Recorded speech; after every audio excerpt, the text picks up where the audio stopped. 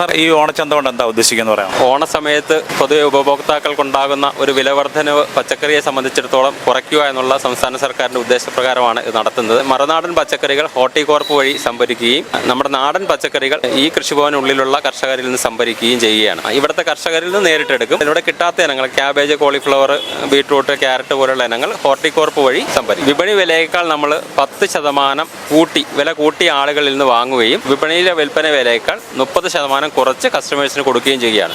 ഈ rate fix ചെയ്യുന്നത് ജില്ലാടിസ്ഥാനത്തിൽ VFPCK, Horticorp, ADA marketing അങ്ങനെയുള്ള ഒരു സമിതി കൂടി കോട്ടയം ജില്ലയിലെ പല മാർക്കറ്റുകളുടെ റേറ്റ് എടുത്ത് ആ ഓരോ ദിവസവും 9 മണിയാകുമ്പോഴത്തേക്കുമാണ് ആ റേറ്റ് ഫിക്സ് ചെയ്യുന്നത്. ഏത്തക്ക ഇന്ന് നമ്മൾ കർഷകരിൽ നിന്ന് എടുക്കുന്നത് 70 രൂപയ്ക്കും കസ്റ്റമേഴ്സിന് കൊടുക്കുന്നത് 56 രൂപയ്ക്കുമാണ്. പൊതുവെ കറുകച്ചാലിനെ സംബന്ധിച്ചിടത്തോളം എല്ലാ വർഷവും വലിയ ടേൺ ഓവർ ഉള്ളൊരു മാർക്കറ്റാണ്. ഇന്നലെ ഏകദേശം 40,000 രൂപയടുത്ത് കച്ചവടം ഉണ്ടായി. ഇന്നും ഏകദേശം നല്ല കച്ചവടം തന്നെയാണ്.